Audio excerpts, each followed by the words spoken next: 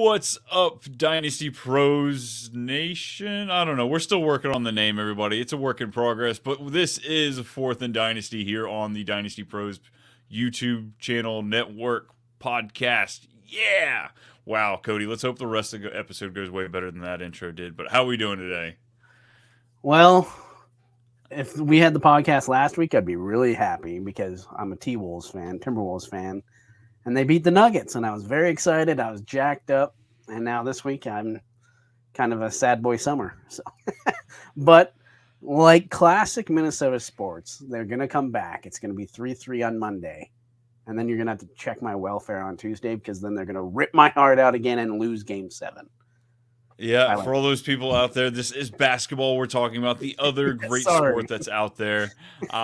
I feel you, man. I don't really check into NBA until the playoffs happen. There's just too many damn games. But oh my goodness, it's a clean sweep.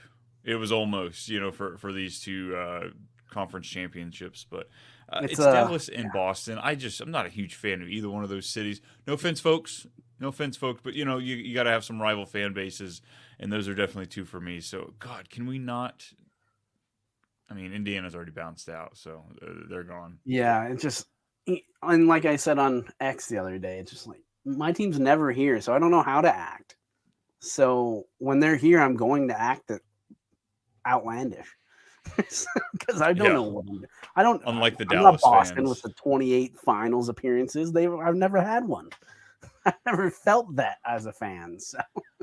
Right, isn't it? I think 3 of Dallas's major sports teams right now are going towards the finals this year, just lighting it up, and then the Cowboys are round 1.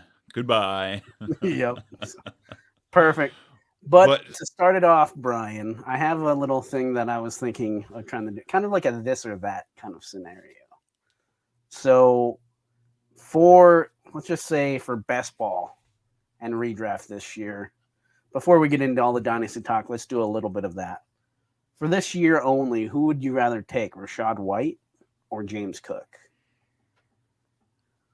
For this year only. We can talk dynasty in a second, but yeah, for this year only, who are you targeting more if you had to target one of those two?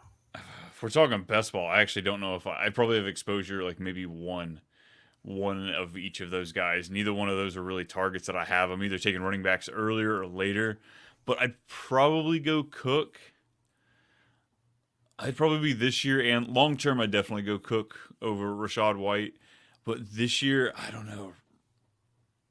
I just think there's going to be such a difference in the offense since you've got Canales leaving Tampa. Not that they're going to be a fluke, but I don't expect to see them making it to the second round of the playoffs again.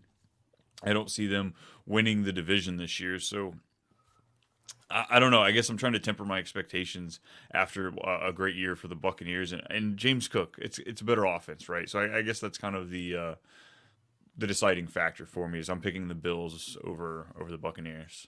What about yourself? I was leaning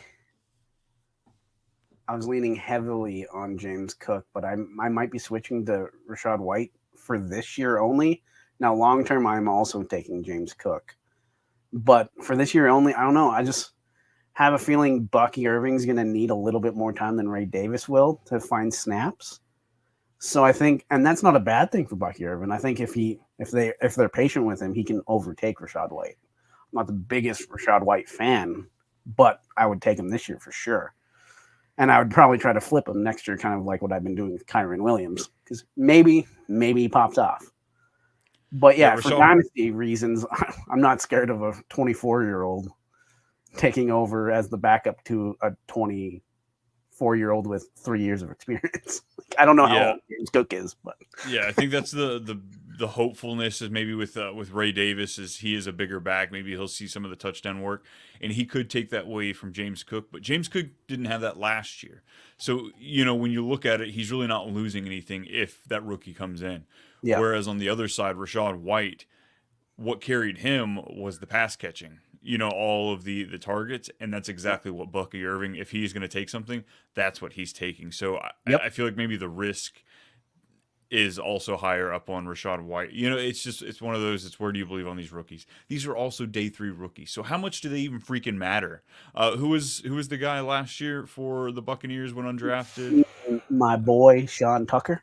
There you go. All the hype. Where's he at? He's I'm still pretty sure there. you and him are going to get burgers after this because he's just chilling, not on a team. I think he's still on the team, but Look, Sean Tucker, if you want to go get burgers, I'll buy because I I'll love buy. that man. All right, I Hey, will I die bought on into the that hype. hill. I have a handful of shares of him just because he was sitting on the waiver wire, and why the hell not? Yeah, he got touches early too, so we can move on. I can talk about Sean Tucker for an hour. All day, all day. But I like it, kind of sharpening the tool, getting us ready for this dynasty discussion. Because today we are talking about the AFC, and today specifically we're talking about winners. Is it the team overall? Is it a player? I don't know, but we need to kind of get a gauge as we go into the summer. Because come August, you want to know, all right, which players do I have on the hot seat? Which ones am I looking to flip going into the season, and which ones are they going to be part of my championship run? If that's where your team's built. If you're listening to this, that's probably what you're after. If you're in a rebuild, you're just sharpening the knives at this point. You're not actually, going to be pulling much off if you're tanking. Not that I don't love me a good tank. I did my first tank year last year on one of my teams, and it was a lot more fun than I thought, despite all the losing.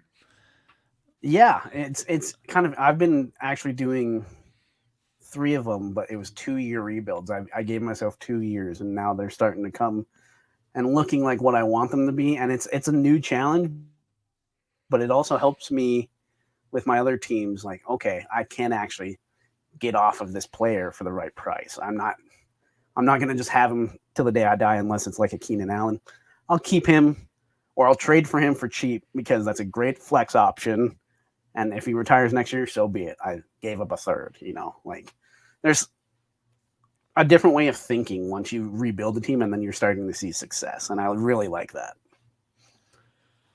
Well, honestly, let's use that as our first segue. Let's start with the winners of this because we need to talk about how you build around a quarterback. How do you set up a quarterback for success? And it's exactly that. It's you buy some guys, you draft some guys, you put the pieces to establish.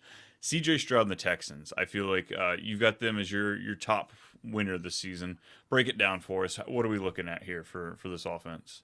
Yeah, I mean, adding Stephon Diggs, you're adding a bona fide wide receiver 1, right? And he's going to have the most help he has had in a while.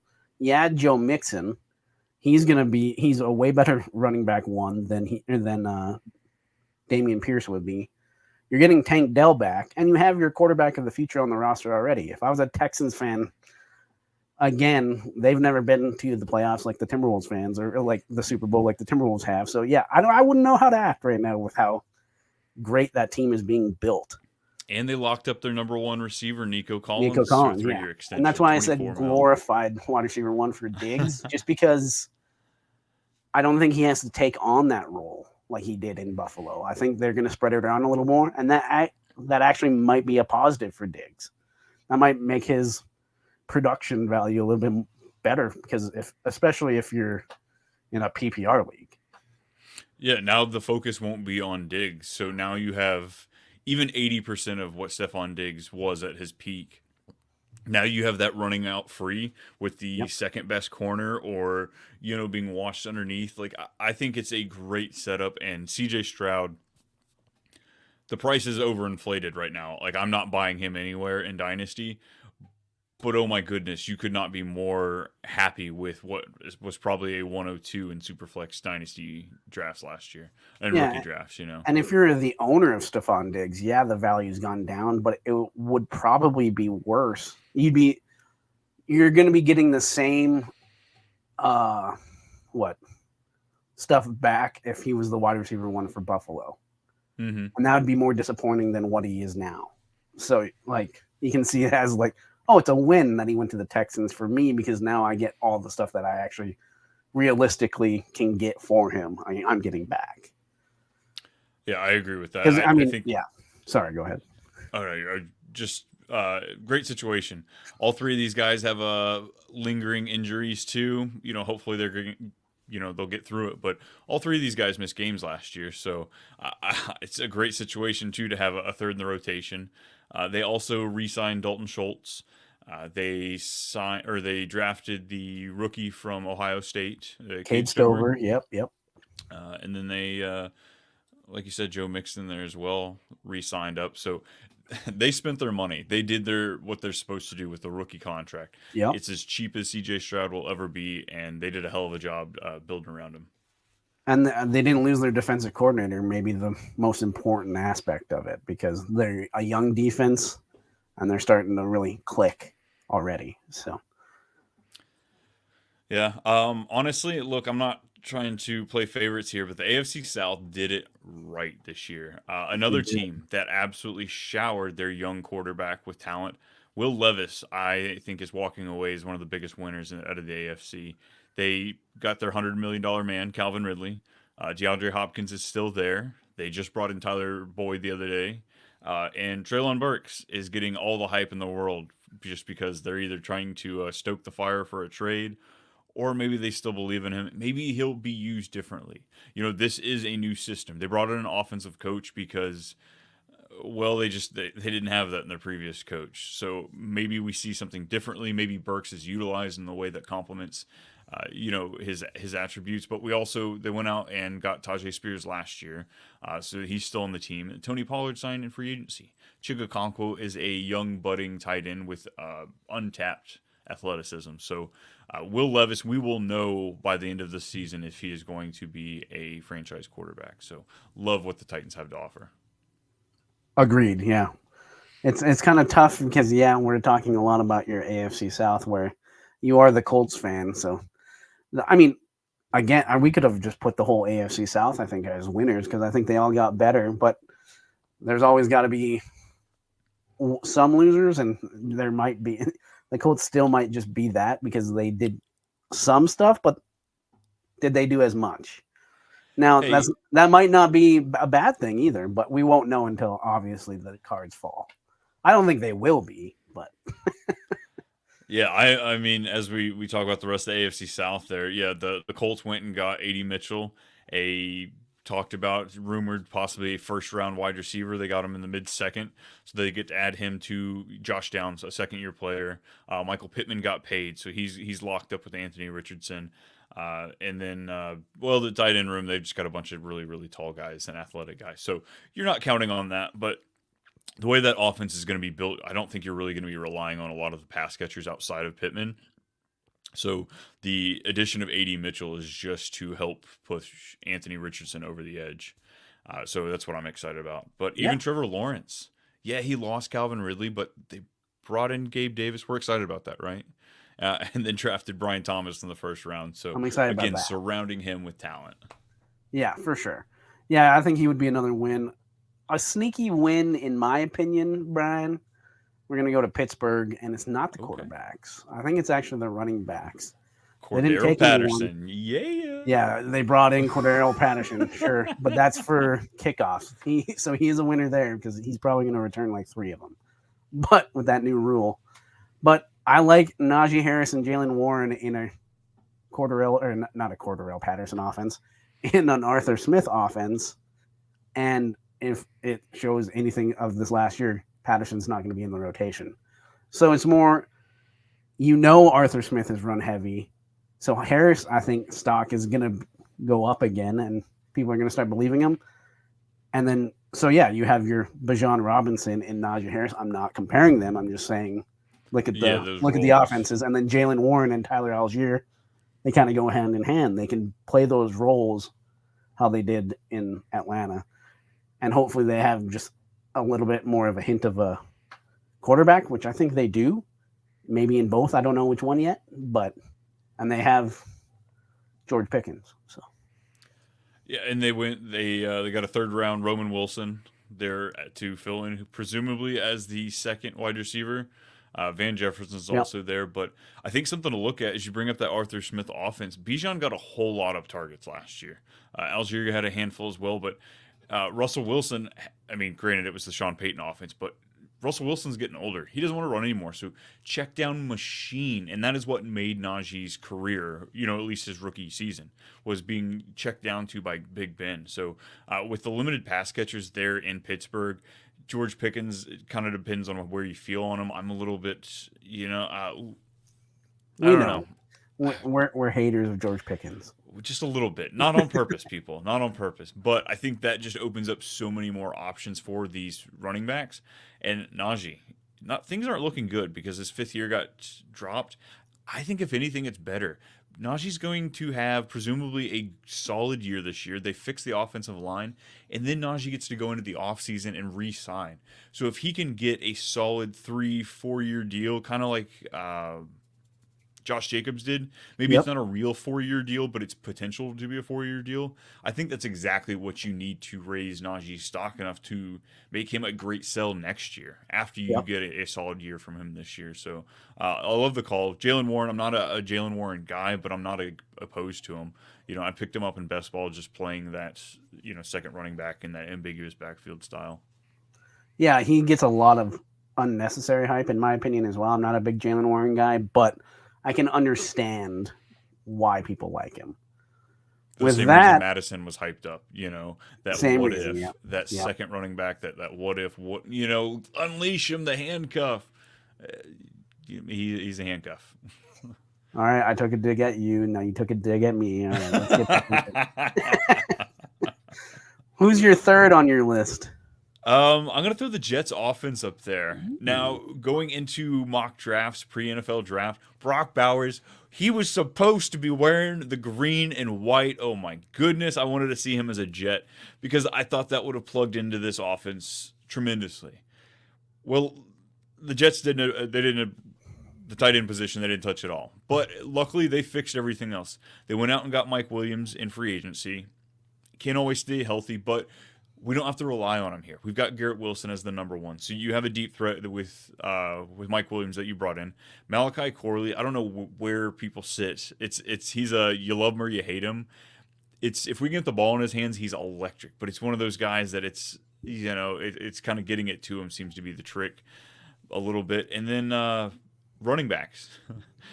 They just signed Tariq Cohen, I saw just a little bit ago. They took Braylon Allen. They took Isaiah Davis in the draft. They have Breece Hall. So I don't know what they're doing with the running back situation, but injuries aren't going to hold them back. That's for damn sure. So Jets offense. Oh, and they took a tackle with the 10th overall pick.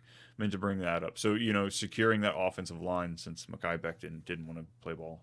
And you forgot the most important person on that offense, Tyler Conklin. He's also another guy that I love. Love that guy. But I like Jeremy Ruckert. There you go. I'm a Ruckert and a Kuntz guy, so I'm pulling for one of those young guys to pop. And see, I mean, even like what you were saying with the running backs, someone goes down, there's another guy up, because they all three of them can block and they all have decent hands. So it's really not a downgrade if one of them gets hurt.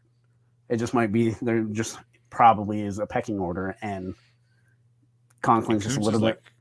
Kuntz is like 9'4" too. Ridiculous. Conklin's just a little bit more athletic than Ruckert is, so that's just that. That's not a hot take. It just is, and and you can look at any of their numbers or anything like that. You can realize it, but yeah. But my number 3, I think it's Jerry Jeudy.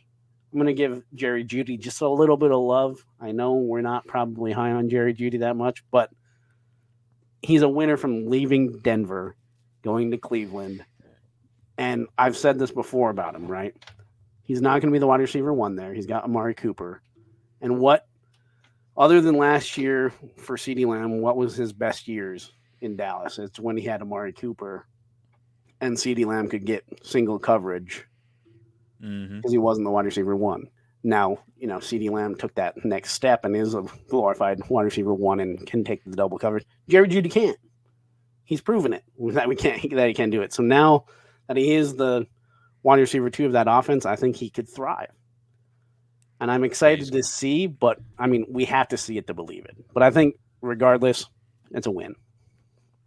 And he's going right now in best ball drafts as wide receiver 59. So I get it. Different ADP does not correlate to redraft and Dynasty completely.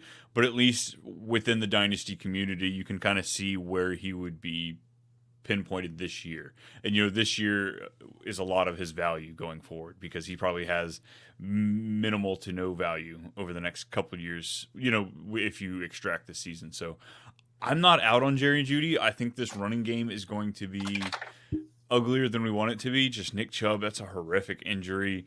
They didn't really address a whole lot. They still have Ford there. I think this will be Ford's third or fourth year. Donta Foreman came in. So it's kind of an ugly backfield. So if we can go a pass-heavy approach, just say screw it, let Watson scramble, dump it to, you do have Amari Cooper, Jerry Jeudy, David Njoku there. So you have plenty of pass-catching options. So Elijah I'm not completely Moore, out. I think he's a great dart throw because you could probably drop him after week 1 or week 2 after definitively kind of knowing, all right, this is the direction they're going. So not a bad shot at all. And the money. Dude, if he doesn't do a single freaking thing, if he does the Deshaun Watson and just doesn't do a thing and takes the money, man, he's a happy wide receiver, that's for sure. Speaking of happy, we got to talk about Patty. Old Patty Mahomes. This dude, he's got to be ecstatic because they've gutted the offensive players from his room. What'd they do? They went out and got Marquise Brown, a former first-round wide receiver with great speed. They took Xavier Worthy, who unfortunately is dealing with hamstring issues. But Rashee Rice seems to only be in trouble for the car issue right now, so we should have him for most of the season. Travis Kelce is out searching for the Fountain of Youth with Taylor Swift. So I think Patty's pretty happy with what they've got going back there. And Pacheco, dude's a man on a mission. They brought back CEH. I kind of like him in best ball. I said it. Really? Oh, you talk about taking us. If you look at him as the second running back for Kansas City, he's a lot better looking. And he's if you take the name out, it makes sense in best ball. But that's not what we're here to talk about. Patrick Mahomes, are you happy with what he's looking for? Or do you think he can return a top 5 quarterback this year? Oh, yeah. I mean, most of the line came back too, and he improved on his weapons. It just, again, it is what it is. I mean, Marquise Brown is way better than their second option they had last year. Mm-hmm. Other than anyone not named Rashee Rice, and you can argue that he's better than Rashee Rice. He will be for at least the first 4 games this year, obviously. But it's just more of he's got to be happy. He doesn't have to do as much. And, when he has to, that's when it's the big games or the primetime games. He doesn't have to do it on a noon kickoff against, let's just say, the Browns or something, Right. I don't have to pull that Patrick Mahomes magic out every week like he had to last year. Yeah, I think with 2 guys like Worthy and Hollywood that can really just take the top off a defense, they can get behind those safeties. I think this is going to be able to open up their playbook a little bit more to what they had with Tyreek. That helps their old tight end, too. He's losing a step, but, I mean, he's still fantastic and really good. So, and then you get the 2 burners on the outside, and then you have Rashee Rice as well, coming back. Kelsey's going to eat. Oh, yeah. He's just going to be in the middle of the field just shaking it off. Yep, exactly. There you go. You got it in. 2023. We're bringing him back, though. Speaking of Swifties and great morale, that's my 4th winner. I would say the Chargers' morale is a win for this offseason because they finally got rid of Brandon Staley. Now, that was a big monkey off their back and stuff like that, Their wide receiver room is still a little questionable, but you like some of the moves they made. But they got their head coach. They got their quarterback. Chargers fans at least, they can see that they're doing something. It's not just a lost cause. So can the narrative be changed? And the narrative is Jim Harbaugh is having the fans buy into that, his narrative. So now they know there's a plan. And you can't say that about the Chargers the last 4 years either. You're like, we're just going to go out there and just do it. Yeah, I feel like the only identity they truly had was, we're going to roll the dice when we really shouldn't. Exactly. Like Brandon Staley, he got cute there after, a handful of those plays. And don't get me wrong, I like the aggressive plays, but he had the chance to go to the playoffs and he wussed out. And I just Yep. feel like he got the yips after that. And You know who's not going to you can't wuss come out? back. Jim Harbaugh. And he's going to go in there with, this may not be the prettiest season for him, but Yep. they've got one of the easier strength of schedule this year. I think they're top 5. So like they have potential to do well if they can run the clock. They don't ask too much of their defense, and that's what they're there to do. They brought in Greg Roman. They brought in every corpse from the Baltimore running back room. Yep. And they got Lad McConkey. Let's not forget, granted, not a Yeah. first-round pick, but just a handful of picks. Traded up early in the second round to get him. So we're doing something. We're not just ignoring the fact that QJ might have been a huge bust last year. That, and I mean, they took a lineman too early in the draft, right? They might have, but it's just more along the lines of, They already had a left tackle. I know they did, but They I took mean, a left tackle. So that means Joe Alt is going to right tackle. So they Yep. spent a top 6 pick on a right tackle.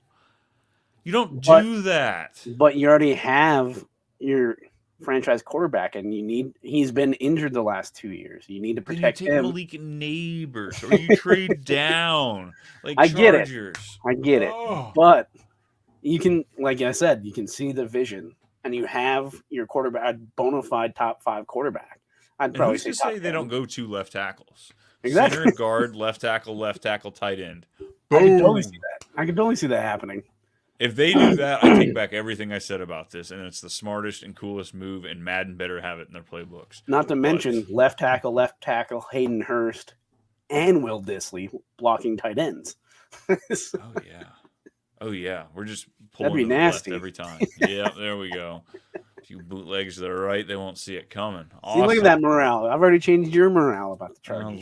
little bit. I'm still a little. Just glad I'm not a Chargers fan. Last one I want to throw out there is just, you know what? Fellow Colts fans, plug your ears. But Patriots fans, I think they're one of the biggest winners from this year. Granted, I don't think we're going to have the prettiest fantasy usage from anybody on this team, running back, wide receiver, quarterback, as we've seen for a while. Even since Brady was there. It's been ugly from the Patriots fantasy outlook. But I think we're looking good. We've got a top 3 quarterback in Drake May. Not only did they, DeMario Douglas last year could be a potential, 5th round pick that it turns out well. Kendrick Bourne got re-signed. They brought in KJ Osborne. They took Jalen Polk right there at the top of the second. They also took Javon Baker for, as well. So I think they're doing everything they can to set up the future well. This year, you got to pretend you're a Cowboys fans this year, Patriots. It's on to next year. But I think it's bright. I think that Drake May is set up for a great situation, and we are going to see fantasy numbers come from this team in 2025 and beyond. In the words of Jared Jones, # all in. But it's give me Royce Freeman. Yeah. Yeah, I saw a beat writer today for the Pats said the best 2 wide receivers in practice in OTAs, granted, yes, but it was Tyquan Thornton and Javon Baker. Oh, so Thornton, I forget he's there. And you get Tyquan Thornton too, so just there's a lot of wide receivers. We'll see who sticks. I would go with some of the younger guys just because you have the young quarterback. Let them all just start gelling together. And then, like you said, you don't know how this year, but if you get 1 to 2 to 3 years with the same group, you're going to see success sooner than later. Patriots wide receivers, your dynasty roster, you're having to trim. Who are you dropping first? Bourne. Or is he Bourne or KJ Osborne? Oh, yeah, those 2 for sure. Those 2 would be your... So, I guess out of those 2 and DeMario Douglas, you would drop those 2 before DeMario Douglas? Yes, but DeMario Douglas is my next casualty. He would be your third. Yeah, so the 2 rookies would be the top 2. DeMario. Top 2, Tyquan Thornton as well. I would take those 3 over those other 3. DeMario, Bourne would be 5th and Osborne 6th. I think that's where I'm at too. But I was in a tricky situation where I had Bourne. He just signed a new deal this year, and I ended up cutting him. It was for a handful of rookies. I like to load up with a lot of running Yep, back rookies just to shoot my shot, and I thought that they are going to give me way more upside than Kendrick Bourne ever will. for sure. All right, give us your last one before we close things out. We'll make it quick. I say a winner for this offseason is Tua Tagovailoa. I didn't say Odell. that right. Tungavailoa, whatever. I say he's a winner because look at what Jared Goff just got paid. So he's going to get the bag no matter what. And No matter what. no matter what, he's going to get the bag because who else do they have? And they didn't draft anyone. And that fan base would freak out. Their owner, obviously, is he takes swings. So he's going to just, he's okay with shelling out money. I mean, look how much it's cost him for saying like, yeah, I was going to go get Brady and all that. So he's going to get the bag. So that's a win for Tua. I hope he does. One of my hot takes for the NFL draft was that Miami drafted a replacement. Maybe not a surefire one, but I didn't think we were going to have 6 quarterbacks go in the first 12 picks. So I thought one of those guys would be there later on. But 2 was hard for me. I really don't see myself. I don't have any exposure to him in Dynasty. It just seems like he's way more expensive than a normal guy with the commitment level that you see from him. He could get an extension, and I could see him as a backup in just a couple years. Yep. He's been very hit or miss with his play. And just at the end of last season, we were talking about retirement just because of the concussions and stuff like that. He came through 2023 unscathed, but it just takes one hit, and that goes for any player too, not just Tua. Look, we were saying that about Jared Goff though too. Maybe not because of injury, but he was also washed. I was on the hate train for Jared Goff. I was like, I there's no still way am. Detroit has him past 2 seasons. There's Yep. no way they re-sign him. And look at me knocking on his door asking if he wants to go out for pizza. Yeah. It's just, Hence why Tua's the winner. hey, good for you, man. Go get that money. Go get that money. Those MRIs are a little expensive. It's messed up. Messed up. Sorry. Too much, folks. Too much. That's what you get from too much Brian. But Cody, we got to wrap things up here. I think that is all the time we have for our winners today. Before we go, let the people know where can they find your work, what you've been working on. Just been working on this podcast at Dynasty Pros Football. It's back up and running. We're good to go. And on Twitter, you can find me, or on X, you can find me at Cody Folden. What about you, Brian? Same. You can find me on that old X Twitter at @too_much_Brian. If you want to send some hate mail to Too Much Brian, tell him to give me that username. Have at it. Been working on the petition. We will be marching on the Twitter HQ. I don't even know where that is. Is that in the U.S.? I bet not, probably. But it's on the moon. Probably on a satellite with Starlink. Exactly. But yeah, you can find me all over here at the Dynasty Pros YouTube channel, and then also at Fantasy Football Advice Network. No, I didn't forget it. Just so much fantasy football. But that's all the time we have for today. We will we'll see y'all later.